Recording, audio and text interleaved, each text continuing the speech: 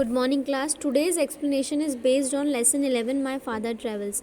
ये पोएम लिखी है दिलीप चित्रे जी ने और उन्होंने अपने फादर की कंडीशन के बारे में बताया है कि वो अपने लाइफ में किस तरीके से उदास रहते हैं बिकॉज उनकी कोई भी केयर करने वाला रिस्पेक्ट करने वाला नहीं है। और उन्होंने पूरा मॉडर्न सिविलाइजेशन और जो ट्रेडिशनल वैल्यूज़ है उसके बेस पे ये पोएम लिखी हुई है।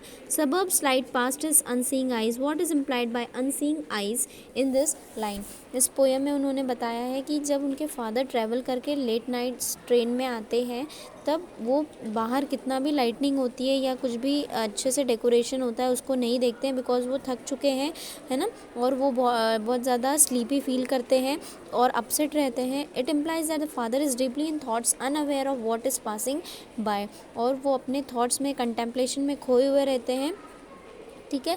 और वो बाहर कुछ भी उनको विंडो के बाहर नहीं देखते हैं बस या ट्रेन के। What does the poet means by a word dropped from a long sentence?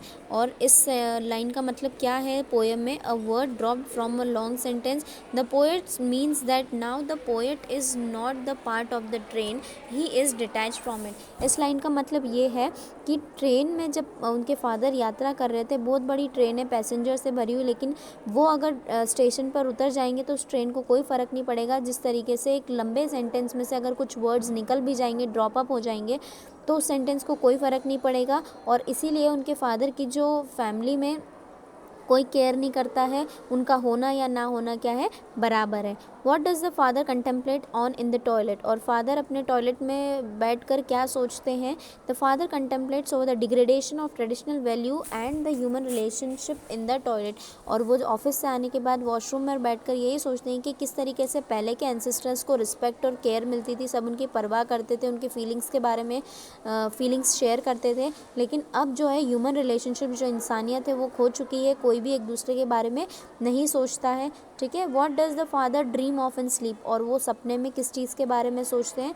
The father dreams of his ancestors and his grand children and the nomads. Father सपने में एंसेस्टर्स यानी कि अपने पूर्वजों के बारे में सोचते हैं कि कैसे उनको टाइम टू टाइम केयर होती थी, उनकी रिस्पेक्ट मिलता था, सब उनकी बात सुनते थे।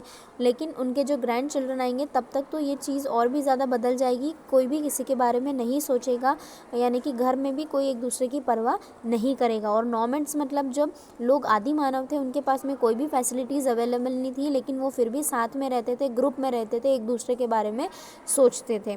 What does the yellow stands for in the line? The standing among silent commuters in the yellow light. अब इस लाइन का मतलब क्या है पोएम में? येलो का मतलब है यहाँ पर उदासी या अकेलापन है, जो लोनलीनेस है। Yellow here symbolizes frightened people. Yellow का मतलब यहाँ पे है कि जो फ्राइटेंड पीपल है, फियरफुल पीपल है, जब रात को उनके फादर ट्रेन में ट्रैवल करके आते हैं तो उनके साथ में जो दूसरे पैसेंजर्स हैं वो भी उनके हम उम्र है, उनके एज के हैं, तो वो सभी लोग घबराए हुए हैं कि उनका जो आने वाला समय है वो कैसा होगा। बिकॉज अगर अभी वो काम कर रहे हैं तभी उनकी कोई रिस्पेक्ट नहीं है, घर में कोई केयर नहीं कर रहा, तो जब उनका ओल्ड एज आएगी, जब उनका बुढ़ापा आएगा, तब तो उनके बारे में कोई भी नहीं सोचेगा। और वो focus on the sense of insecurity among the old generation which is ignored bye their children.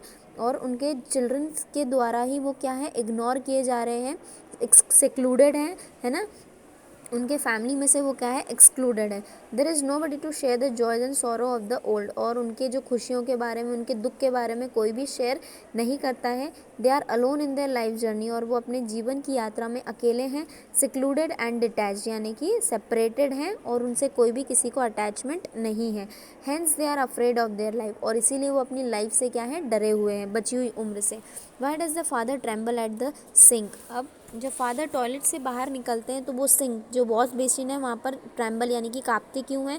क्योंकि due to cold as he washes his hand cold water की वजह से उनके हाथ कांपते हैं, है ना। तो इससे क्या पता चलता है कि वो फिज़िकली भी वीक हो चुके हैं और मेंटली वो बहुत सारे थॉट्स उनके दिमाग में हैं, तो वो दिमाग भी उनका सोच में है, तो इसलिए भी काँप रहे हैं। He reveals his physical weakness as there is nobody to care about him. कोई भी उनकी परवाह करने के लिए नहीं है। On coming home he eats stale chapati and drinks weak T.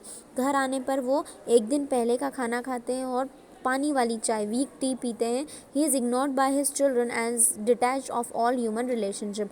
और उनके बच्चों के द्वारा वो क्या कर रहे हैं, इग्नोर किए जा रहे हैं, और सारी जो इंसानियत की भावना है वो उनके घर में, उनकी फैमिली में नहीं बची है।